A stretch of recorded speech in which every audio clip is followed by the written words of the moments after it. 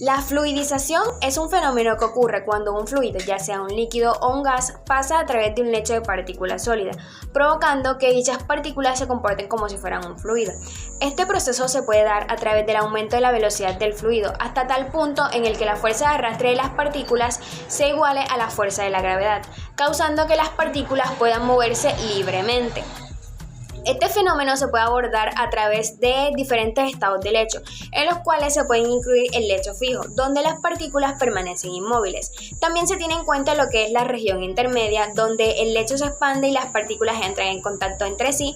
Y por último tenemos el fluido o el lecho fluidizado, donde las partículas se mueven libremente y el lecho se comporta como si fuera un fluido. Asimismo, cada uno de estos tipos de lecho permite evaluar las características propias de él, como la caída de presión, la porosidad y la velocidad del fluido. La fluidización es un proceso esencial en la industria química que maximiza la eficiencia y eficacia de múltiples operaciones. Este fenómeno consiste en la suspensión de partículas sólidas en un flujo ascendente de gas o líquido, creando una especie de lecho fluidizado que se comporta como un fluido. En la industria petroquímica, la fluidización es vital para el craqueo catalítico, donde los hidrocarburos pesados se descomponen en productos más ligeros y valiosos en reactores de lecho fluidizado, incrementando el rendimiento y la pureza de los productos finales. Además, en la fabricación de fertilizantes se utiliza para mejorar la homogeneidad en la mezcla de reactivos y la transferencia de calor en los reactores. En procesos de combustión y gasificación, la fluidización permite una quema más completa y eficiente de combustibles sólidos como el carbón y la biomasa, resultando en una menor emisión de contaminantes. En síntesis de materiales avanzados como catalizadores utilizados en diversas reacciones químicas, este método asegura una distribución uniforme de los componentes activos, mejorando la reactividad y estabilidad del producto final. La versatilidad y efectividad de la fluidización la convierte en una herramienta indispensable para optimizar la producción y la calidad en la industria química. La fluidización es una técnica ampliamente utilizada en la industria de alimentos gracias a sus múltiples aplicaciones que mejoran la eficiencia y calidad de los procesos. Uno de sus usos más destacados es en el secado de partículas, donde el lecho fluidizado asegura una transferencia de calor y masa uniforme y altamente eficiente. Esto permite que los alimentos como los vegetales, cereales y las frutas se sequen de manera rápida y uniforme, preservando su calidad y prolongando su vida útil. Este proceso es especialmente importante en la producción de productos deshidratados con características específicas de textura y contenido nutricional. Otro campo importante o clave es la granulación y aglomeración, donde la fluidización transforma polvos finos en partículas más grandes y manejables. Este proceso es esencial en la producción de ingredientes alimenticios como mezclas en polvo, azúcares o incluso almidones, mejorando de esta forma su funcionalidad y facilitando el manejo. Asimismo, es una técnica ampliamente utilizada en el recubrimiento de productos, permitiendo la adición uniforme de capas protectoras o saborizantes que mejoran la textura, el sabor y la estabilidad de muchos alimentos, además de que protege ingredientes que son sensibles ya sea al oxígeno o a la humedad. Esta técnica es una tecnología demasiado versátil que ayuda a optimizar una amplia variedad de procesos en la industria. Sus aplicaciones no solo mejoran la eficiencia de la producción, sino que también ayudan o contribuyen a la obtención de productos de alta calidad, adaptándose a las demandas del mercado y también con características específicas que logren satisfacer las expectativas o las necesidades de los consumidores. Para entender mejor este fenómeno y optimizar su uso en la ingeniería de procesos es esencial dominar ciertos principios clave, entre los cuales se destaca la ecuación de Ergun. Esta ecuación proporciona una relación cuantitativa que nos permite calcular la caída de presión a través de un lecho empaquetado, combinando los efectos de la viscosidad y la inercia del fluido. A continuación, exploraremos cómo se aplica esta ecuación en el contexto de la fluidización y su relevancia en el diseño y operación de equipos industriales.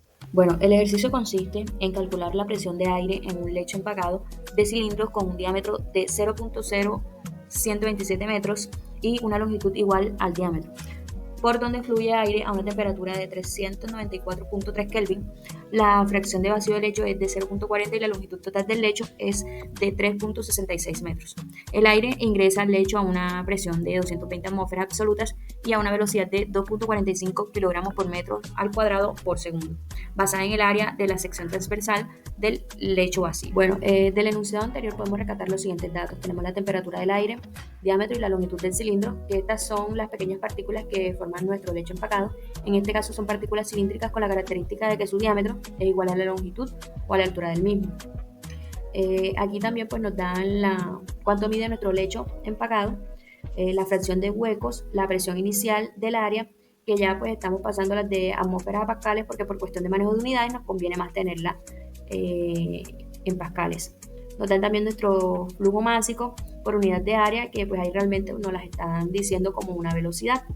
Y bueno, estos dos últimos datos no aparecen en el texto, pero lo podemos encontrar en el caso de la viscosidad del aire. Lo obtenemos de las tablas, en este caso del apéndice 3-3 de Jan Copuls, la cuarta edición, y la masa molecular del área la vamos a necesitar para posteriormente encontrar la densidad. Ok, para la solución del ejercicio vamos a necesitar diferentes fórmulas, pero en este caso pues la principal es la ecuación de Ergo, y para poder utilizarla, esa ecuación vamos a necesitar algunas otras fórmulas o ecuaciones adicionales.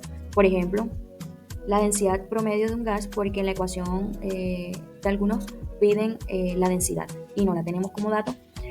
El número de Reynolds, que también nos lo pide en la ecuación. Y por último, el diámetro efectivo, que en este caso son partículas no esféricas. Bueno, primero lo que se hace aquí es encontrar el diámetro efectivo para un cilindro. Debemos de tener en cuenta que el diámetro efectivo lo encontramos con una división de la superficie de la partícula, en este caso del cilindro, toda la superficie que tiene dividida entre el volumen que contiene ese cilindro. Entonces, por una parte, se encuentra el área superficial, teniendo en cuenta que como es un cilindro va a tener dos círculos en los extremos y el resto es como un rectángulo, como si fuera una hoja de papel doblada sobre sí misma, para que toquen sus bordes.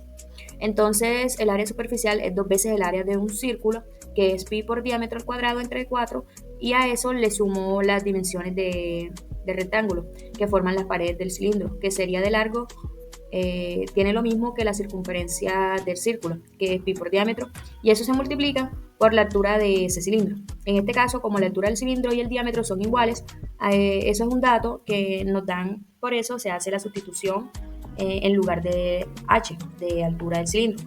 Se pone diámetro, permitiendo encontrar la fórmula para el área superficial de ese cilindro, que son 3 medios de pi por diámetro al cuadrado. Bueno, primero lo que se hace aquí es encontrar el diámetro efectivo para un cilindro. Debemos de tener para el volumen, en el caso de los prismas, en este caso un cilindro es un prisma circular, es área de la base multiplicada por la altura.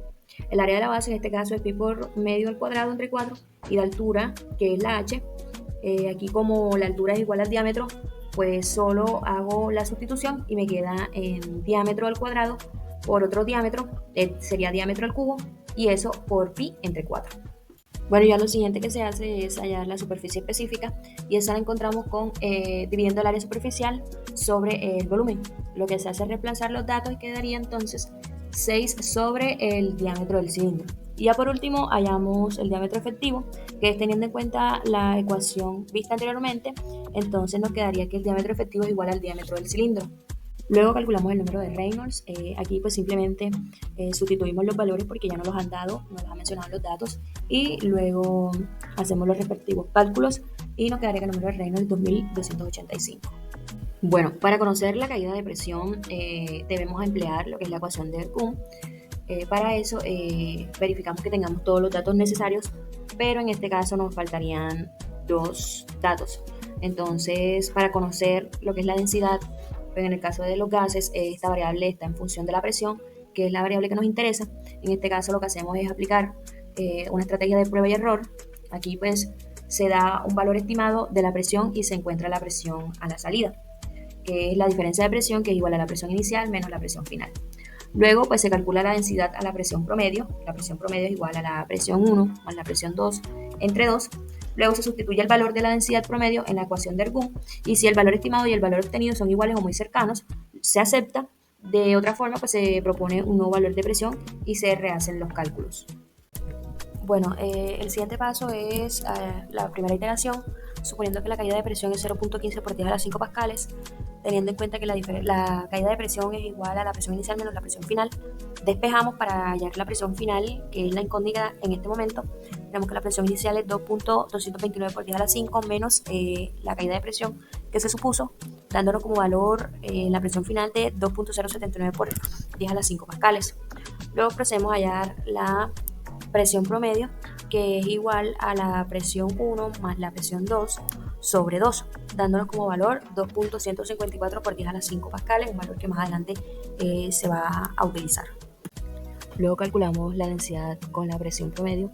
Tenemos que la presión promedio es igual a la masa molecular del aire, un dato que nos dieron principalmente por la presión promedio sobre la constante de los gases por la temperatura. Entonces sustituimos y nos queda que la presión promedio es igual a 1903 kilogramos sobre metro cúbico. Luego lo que hacemos es sustituir los datos en la ecuación, ahora sí, ergo, y despejamos la caída de presión, dándonos como resultado 0.1547 por 10 a la 5 pascales. Como el valor encontrado es muy cercano a la suposición de la caída de presión, que fue 0.15 por 10 a la 5 pascales, no se requiere de una nueva iteración. Y así quedaría resuelto el ejercicio propuesto para la ecuación ergo. Bueno, a continuación se explicará el ejercicio correspondiente a la ecuación de Cosseni. Para empezar, debemos saber que esta ecuación es fundamental para el cálculo de la permeabilidad de medios porosos, lo que permite predecir cómo los fluidos se mueven a través de materiales como suelos o arenas. La utilidad se extiende a muchas aplicaciones, incluyendo el diseño de sistemas de filtración y también para la ingeniería geotécnica. También ayuda para la recuperación de petróleo y la modelización del flujo de agua subterránea, ya que esta ecuación proporciona una relación entre la porosidad, el área de superficies específicas y también la constante del material. Es crucial para poder optimizar procesos de tipo industrial y realizar investigaciones científicas sobre los comportamientos que tienen diferentes fluidos en medios granulares. Bueno, en este caso tenemos la ecuación de Cosseni, donde K representa la permeabilidad del medio, E representa la porosidad del material, K sub 0 es una constante que depende del tipo de material que se esté trabajando, en este caso arena, y S representa lo que viene siendo el área de superficie específica del material. Bueno, el siguiente paso para resolver el ejercicio es sacar todos los datos que nos ofrece, como la porosidad, la constante y también el área de superficie. Luego de tener estos datos, lo que hacemos es sustituirlo en la ecuación de Cosseni inicialmente. Al sustituir aquí se resuelven los paréntesis y luego las multiplicaciones. Posterior a esto se calcula el denominador para desglosar la ecuación y de esta manera obtener un resultado de permeabilidad de 8.96 por 10 a la menos 5 metros cuadrados. Esta permeabilidad lo que quiere decir es que es un factor crítico en lo que viene siendo el diseño de sistemas de filtración, ya que este influye directamente en la eficiencia que pueda tener un drenaje y también en la capacidad que tiene el sistema para retener los contaminantes. ¿Qué pasa? Que si la permeabilidad es demasiado baja, entonces el agua no va a poder fluir adecuadamente a través del medio, lo que causa que pueda resultar un drenaje ineficiente. Por otro lado, si la permeabilidad es demasiado alta, entonces el material no podrá retener los contaminantes. Significa que pueden ser arrastrados por el agua, por el líquido que se esté trabajando. Por lo tanto, es muy importante encontrar un equilibrio adecuado en la permeabilidad para poder asegurar que el sistema funcione de una manera óptima y también que éste cumpla con los estándares ambientales o los estándares requeridos. Ecuación de Blake. La ecuación de Blake es una forma generalizada de la ecuación de Darcy-Weisbach que se utiliza para determinar la pérdida de energía por fricción en un fluido que fluye a través de una tubería. Generalmente se expresa como flujo laminar con un número de Reynolds menor a 2000, su modelo matemático en este caso sería F igual a 16 sobre RE, que es el número de Reynolds, mientras que en flujo turbulento sería F igual a en paréntesis 1 sobre raíz de F elevado a la B más C. Vista los modelos matemáticos de cada uno de los flujos, se tiene que F hace referencia al factor de fricción de Darcy, R al número de Reynolds y a veces son las constantes que dependen de las propiedades de las tuberías y asimismo el régimen del flujo. De esta forma, al haber explicado de forma breve un poco sobre la ecuación de Blake, procederé a explicarles un corto ejercicio. Bueno, un fluido con densidad de 1000 kg sobre metro cúbico y viscosidad de 0.01 pascal segundo fluye a través de una tubería de diámetro de 0.05 metros con una velocidad de 1.5 metros por segundo. Determine el factor de fricción F utilizando la ecuación de Blake, suponiendo un flujo laminar. Ahora procedemos a darle solución al ejercicio anteriormente mencionado.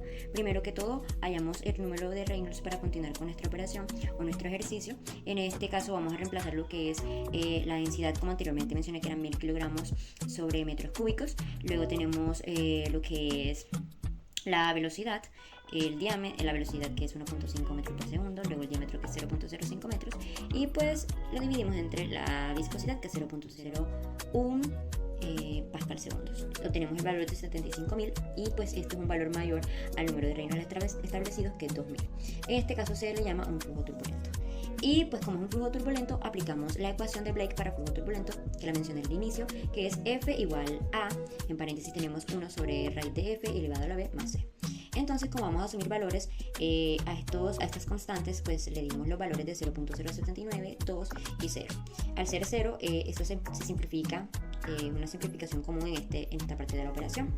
Es por ello que vamos y reemplazamos los datos, en este caso, en esta ecuación, que era la ecuación 1, y tenemos los siguientes datos.